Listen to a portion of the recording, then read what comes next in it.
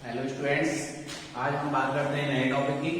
और नया टॉपिक है हमारे पास गाउस का नियम। ध्यान देना, बहुत ही मजेदार टॉपिक है और इसके एप्लीकेशंस मतलब बोर्ड के लिए बहुत ही ज्यादा इम्पोर्टेंट हैं। गाउस का नियम क्या होता है हम ये जानेंगे और इसका जो निगमन है वो किस तरह से किया जाता है। चलो बात करते हैं गाउस के नियम की।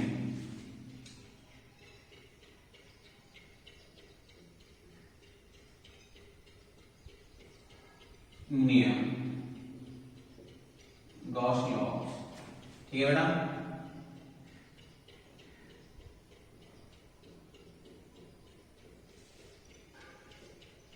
गॉस लॉ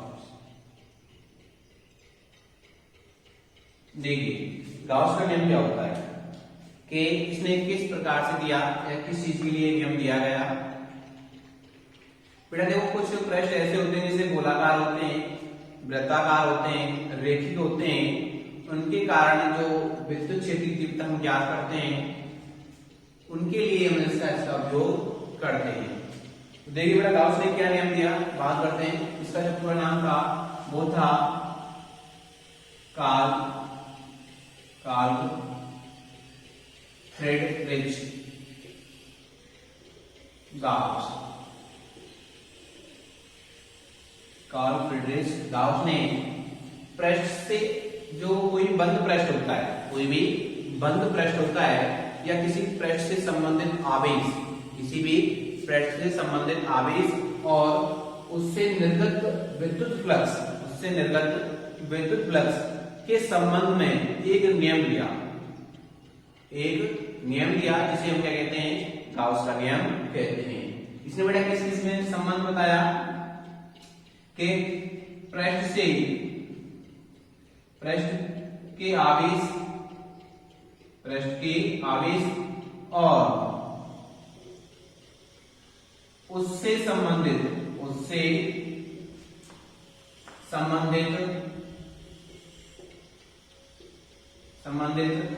फ्लक्स,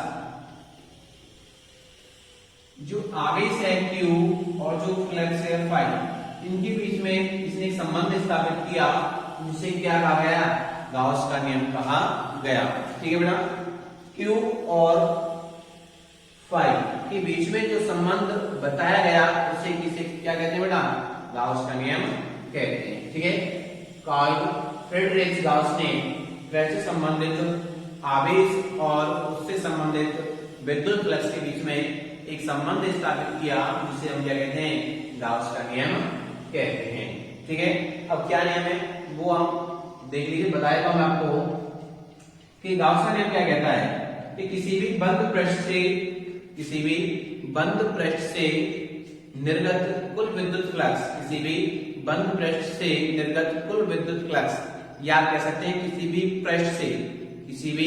पृष्ठ से संबंधित विद्युत फ्लक्स का मान उस बंद पृष्ठ में उपस्थित आवेश और निर्वात की विद्युतशीलता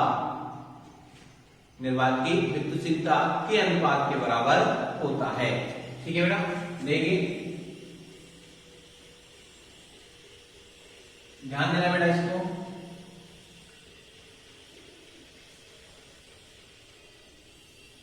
जैसे बेटा कोई भी बंद पृष्ठ है ये वाला, ठीक है, और इसमें Q आवेश उपस्थित है। क्या आवेश उपस्थित है, Q आवेश। तो इस पृष्ठ से जो फ्लक्स बाहर निकल रहा है, फाई, इसकी जो नेट वैल्यू होती है, इस बंद पृष्ठ में उपस्थित कुल आवेश, टोटल जो आवेश है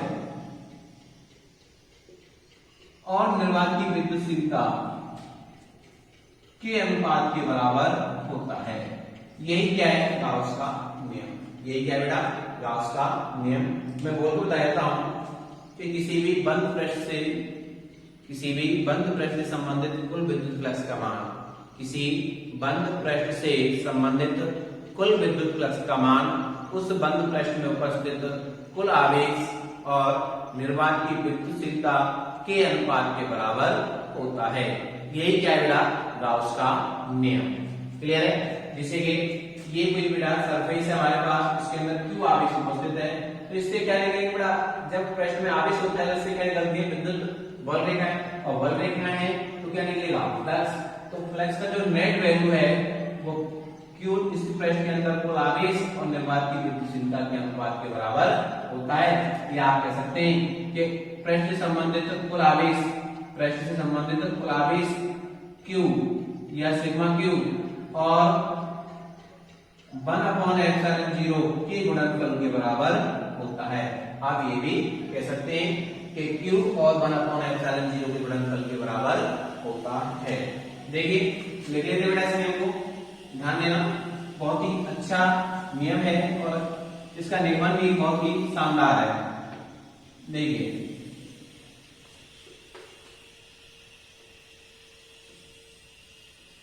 कार्ल फ्रेडरिच गाउस ने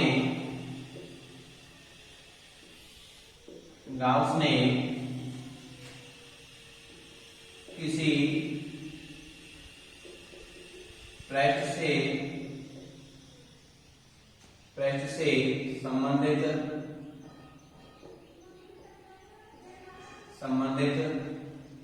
आवेश और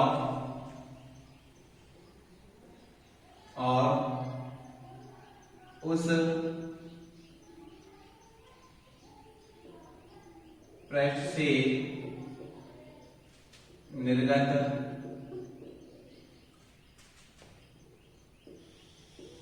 फ्लक्स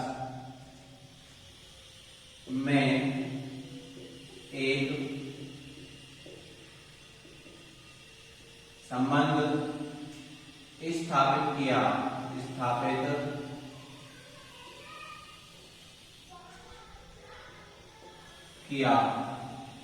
जिसे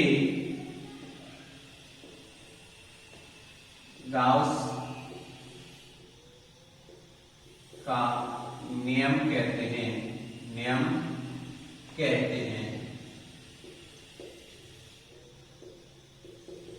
ठीक है बेटा। तो जो संबंधित आवेश है Q और जो फ्लक्स है फाई, Q आवेश और फ्लक्स फाई में संबंध स्थापित किया जिसे हम क्या कहते हैं, गाउस का नियम कहते हैं। तो बेटा नियम देखिए,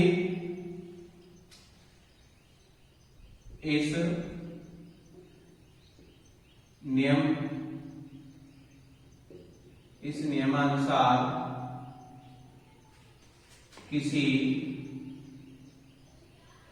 पृष्ठ से संबंधित कुल विद्युत फ्लक्स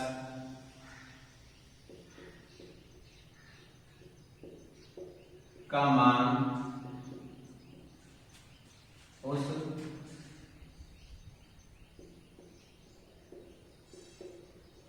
पृष्ठ में उपस्थित कुल आवेश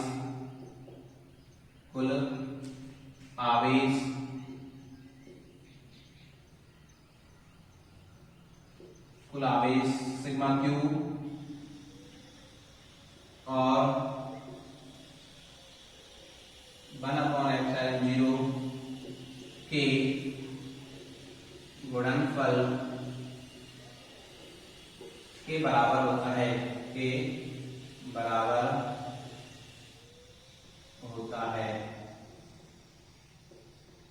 ठीक है बेटा। तो ये क्या हो गया, गाउस का नियम। देखिए तो फाई नेट इक्वल टू हो जाएगा बेटा सिग्मा क्यू अपॉन ε0। तो ये क्या हो गया, गाउस का नियम हो गया। जैसे देखिए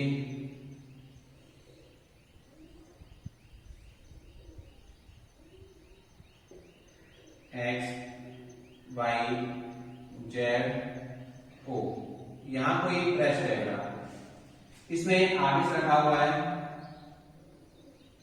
यहाँ Q1 Q2 Qn।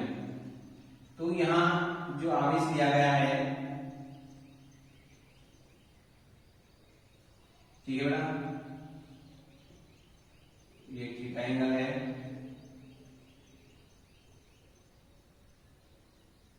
ds vector O point पर ये o डैश हो गया, ठीक है। तो इससे जो निर्गत फ्लक्स की जो वैल्यू है वो कितनी होगी बेटा, sigma Q upon epsilon zero, total आवेश क्या कर दिया गया है, जोड़ दिया गया है। देखिए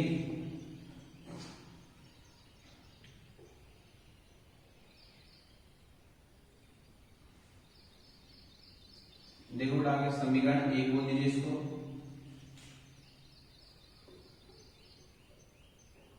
लेकिन आप जानते हैं के की जो वैल्यू होती है वो 1/4 पाई एप्सिलॉन जीरो होती है। तो 1/4 एप्सिलॉन जीरो की वैल्यू जो आएगी 4 पाई की निकल के आएगी। समीकरण 2, इस वैल्यू का आप यहाँ रखिए, देखिए सिग्मा क्यू और 4 पाई के हो जाएगा, ठीक है। तो ये क्या, ये भी निकल कर आ गया। तो ये चीज है मेरे पास, तो ये क्या है, गाउस का नियम है। क्लियर। अब बेटा इस समीकरण से, ये समीकरण 3 हो गया, इस समीकरण से स्पष्ट क्या होता है, ध्यान देना। समीकरण 3 से स्पष्ट होता है कि यदि पृष्ठ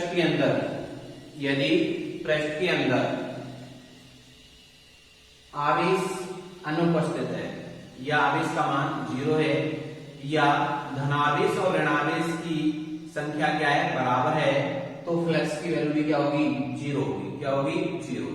यदि पृष्ठ के अंदर आवेश क्या है, 0 है, या कह सकते हैं धनावेश और ऋणावेश कैसा है, बराबर है, तो उससे निर्गत फ्लक्स का मान कितना रहेगा, 0 होगा।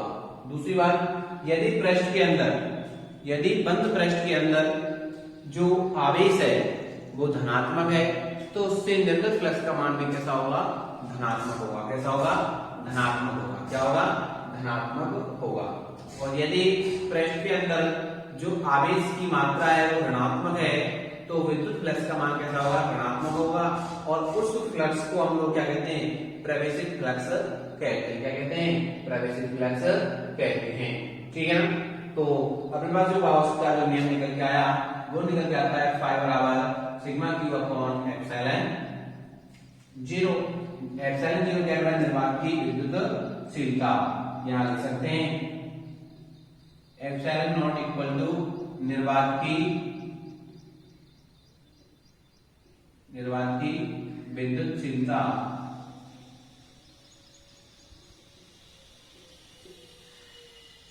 ठीक है बेटा, निर्वात की विद्युतशीलता होती है, जिसकी वैल्यू आप जानते हैं एप्सिलॉन नॉट इक्वल टू, यहां वैल्यू जो होती है वो कितनी होती है, एप्सिलॉन नॉट की 8.85 गुणा 10⁻⁻12 newton metre square upon coulomb square होती है।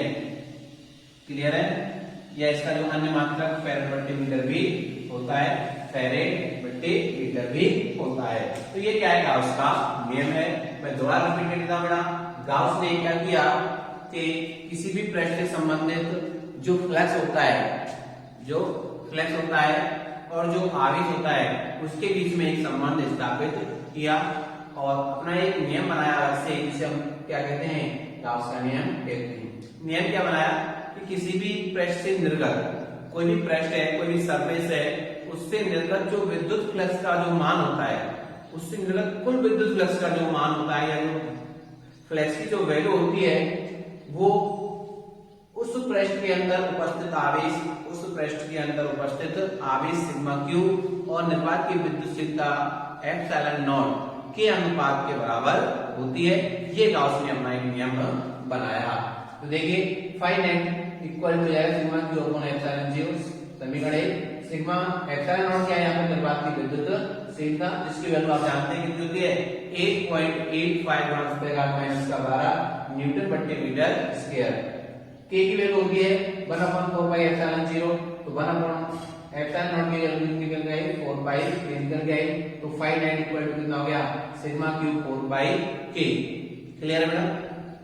तो ये हमने एक चित्र के द्वारा भी समझा हमने। यहाँ पर कोई सरफेस है हमारे पास, तो इसके अंदर बहुत सारे आवेश हैं, तो इस से जो फ्लक्स बाहर निकलेगा वो इन आवेशों के योग और निर्वात की विद्युतीयता के अनुपात के बराबर होता है। ठीक है, तो एक बार इसका स्क्रीनशॉट ले लीजिए आप लोग। देखिए इसके बाद जो नया टॉपिक है वो है गाउस के नियम की उत्पत्ति। क्लियर है बेटा?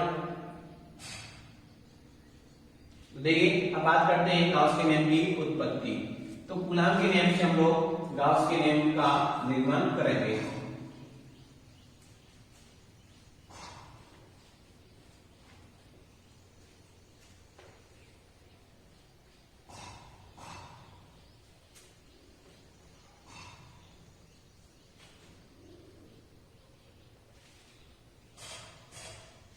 देखिए टॉपिक है गाउस कूलॉम के नियम से गाउस के नियम की उत्पत्ति।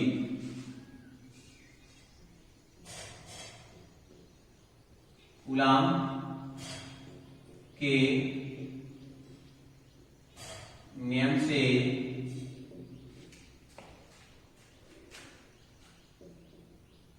गाउस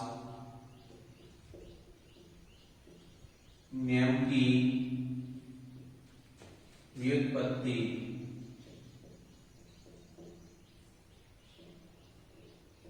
ठीक है बेटा? Gauss laws derivation from Coulomb's law. ठीक है बेटा? क्लियर है? तो आप कह सकते हैं derivation of Gauss law from Coulomb's law. देखिए इसको हम समझते हैं, तो हमें गाउस के नियम कूलॉम के नियम से गाउस के नियम की क्या करनी है व्युत्पत्ति करनी है। देखिए बेटा समझे बेटा इसको। हमारे पास कोई भी सरफेस है, ठीक है बेटा, और इसके ओ बिंदु पर क्यू आवेश स्थित है। तो इस सरफेस क्यू आवेश स्थित है बेटा ओ बिंदु पर, और हमने क्या किया यहाँ पर एक अल्पांश क्षेत्रफल ds ले लिया। ठीक है ना? समझना बेटा चित्र को। इसके ओ बिंदु पर क्यू आवेश स्थित है और इससे r दूरी पर, कितनी दूरी पर r दूरी पर एक बिंदु P है।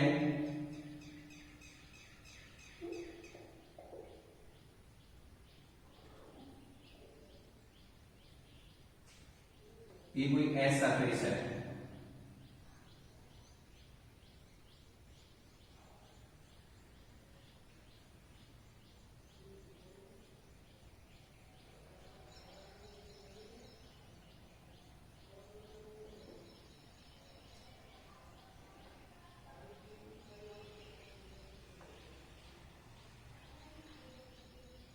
देखो इसको समझिए, कोई भी एस सरफेस है इसका मध्य बिंदु O है, इसके बिंदु O पर क्यू आवेश स्थित है, जिससे r दूरी पर हमने एक अल्पांश ds लिया जिसका मध्य बिंदु क्या है P। तो बेटा इस अल्पांश ds के द्वारा इसके केंद्र पर जो कोण बनाया गया, जो घनकोण बनाया गया वो है d ओमेगा। कितना है बेटा d ओमेगा। ठीक है ना? दोबारा रिपीट कर रहा हूं, माना एक एस सरफेस का मध्य बिंदु O है जिस पर Q आवेश स्थित है। इस O से r दूरी पर हमने ds अल्पांश का क्षेत्रफल लिया या पृष्ठ लिया जिसका मध्य बिंदु क्या है P। ठीक है? इस ds अल्पांश के द्वारा इसके केंद्र बनाया कोण कितना है d ओमेगा है। कितना है बेटा d ओमेगा। ठीक है? d ओमेगा है, और इससे हम लोग आगे मान ज्ञात करते हैं। देखिए माना किसी पृष्ठ S का मध्य बिंदु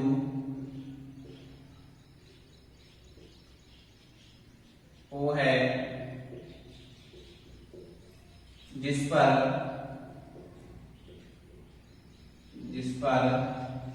Q आवेश है, Q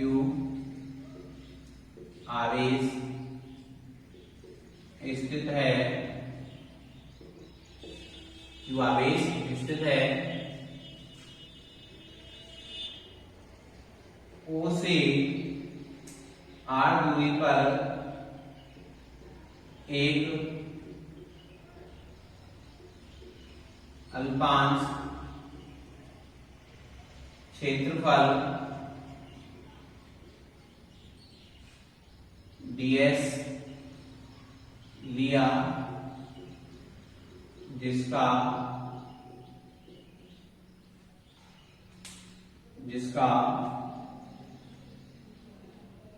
मध्य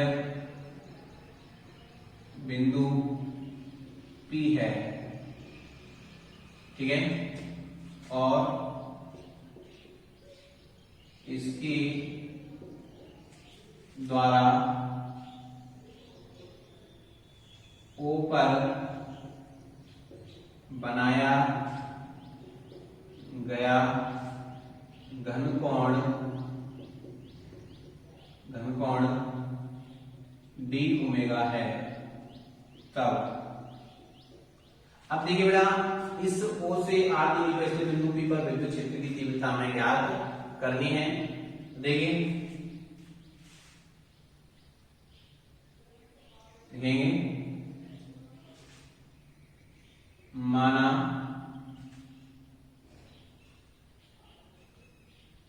आवेश Q से R दूरी पर स्थित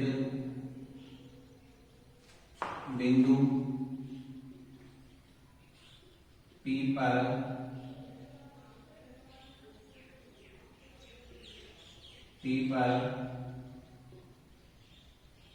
विद्युत क्षेत्र की तीव्रता, तो देखिए बेटा कितनी आएगी, तो DE कितनी जाएगी, KQ upon R square, KQ upon R square और R कैप, समीकरण एक हो गया। लेकिन इस प्रश्न से क्या निकलेगा बड़ा, फ्लक्स निकलेगा, लिखेंगे लेकिन ds पृष्ठ से निर्गत फ्लक्स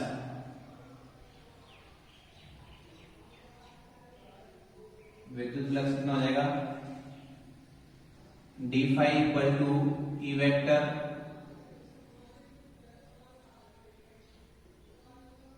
डॉट ds वेक्टर, समीकरण 2, समीकरण 1 का मान समीकरण 2 में रखने पर समीकरण 1 का मान समीकरण 2 में, तो d फाई बराबर, तो देखिए KQ अपॉन R स्क्वायर और ds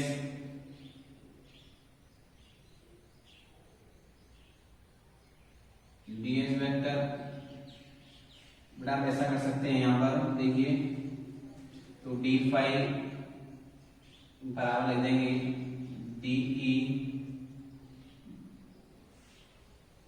ds cos theta, EDS cos theta, EDS cos theta, ठीक है बेटा। देखिए वैल्यू रखेंगे बेटा, यहां पर ध्यान दो, d फाई बराबर KQ अपॉन R स्क्वायर, ठीक है ना, ds cos थीटा और R कैप, क्लियर है। तो बड़े ये निकल के आ गई अपने पास, जो ds वेक्टर से जो निर्गत फ्लक्स है ये निकल के आ गया। अब हमें क्या निकालना है, संपूर्ण प्रेस से निर्गत कुल विद्युत फ्लक्स। तो संपूर्ण प्रेस से निर्गत कुल विद्युत फ्लक्स। तो देखो बेटा 5 बराबर नेट फोर्स निकालो, नेट फ्लक्स निकाल रहे हैं। तो इंटीग्रेशन टोटल सरफेस d5 देखो बेटा इधर, तो इंटीग्रेशन s d5 की वैल्यू कितनी है, kq upon r square ds cos theta और r कैप। तो बेटा जो बदलने लगेगा वो बदल जाएगा, जो निकलेगा वो बाहर आ जाएगा। तो देखिए नेट फोर्स, तो के क्यू बाहर आ जाएगा अपॉन आर स्क्वायर बाहर आ जाएगी, integration surface sorry R square नहीं आएगा, ds cos theta upon R square और आर कैप। तो बेटा समझ लीजिए यहाँ पर आधार करते हैं, इसको ध्यान देना। मैंने कोई एस सरफेस लिया है जिसका मध्य बिंदु क्या है, वो जिस पर क्यू आवेश स्थित है, इससे r दूरी पर हमने अल्पांश ds लिया, इसका मध्य बिंदु क्या है p, और इसके द्वारा जो इसके केंद्र में जो कोण बनाया जा रहा है, घन कोण बनाया कितना है, d ओमेगा। तो आप जानते हैं क्यू आवेश से r दूरी पर बिंदु p पर जो विद्युत क्षेत्र तीव्रता होगी वो कितनी होगी, d के बराबर kq अपॉन r स्क्वायर और r कैप। समीकरण हो गया। अब ds से निर्गत जो फ्लक्स होगा, इस अल्पांश क्षेत्रफल से जो निर्गत फ्लक्स है वो कितना होगा, d5 बराबर pds cos थीटा, डॉट हटाएंगे क्या आएगा, cos थीटा आ जाएगा। समीकरण 1 की वैल्यू क्या रख दी, हमने समीकरण 2 में रख दी, तो ये वाली वैल्यू निकल के आ गई। अब हमें संपूर्ण पृष्ठ से निकालना है। अब किससे, अभी किससे निकाला था, ds से, केवल इससे।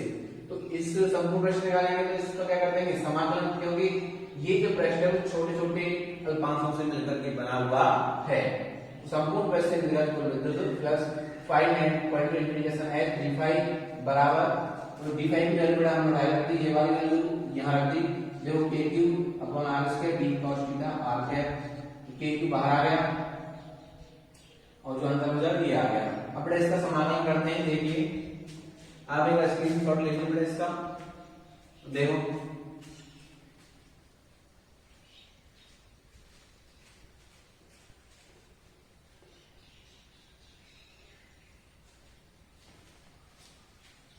देखिए,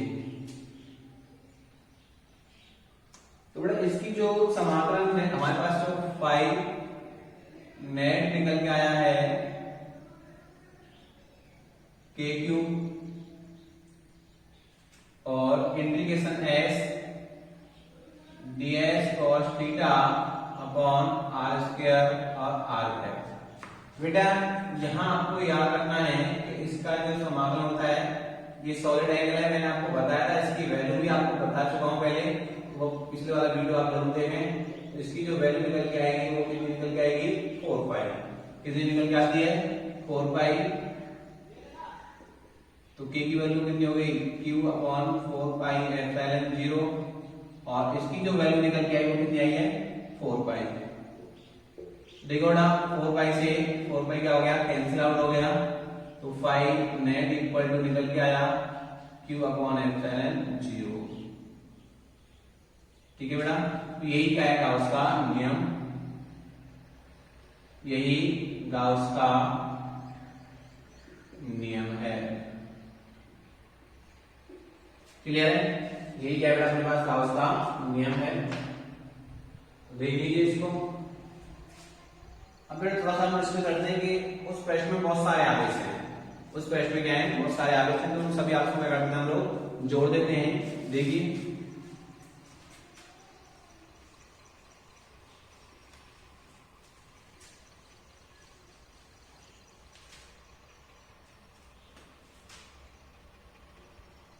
यदि पृष्ठ के अंदर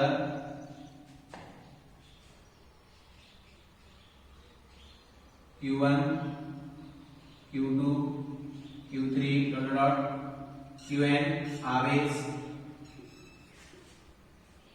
उपस्थित हैं, चलो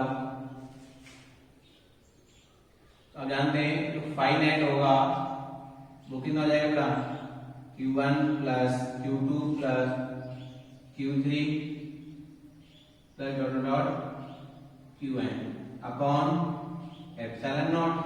तो इनको हम सिग्मा कर देंगे इसका, तो कितना आ जाएगा sigma Q upon epsilon not. तो ये क्या आ गया बेटा अपने पास, गाउस का नियम निकल के आ गया। ये क्या हो गया बेटा अपने पास, गाउस का नियम हो गया। इसके बाद जो नेक्स्ट टॉपिक है बेटा हमारे पास गाउस के नियम के कुछ महत्वपूर्ण बिंदु होते हैं, कुछ प्रॉपर्टी होती है कि ये गाउस का नियम किस जगह काम करता है, किस वक्त काम करता है, वो हमें जानना होगा। Thank you for watching video, धन्यवाद।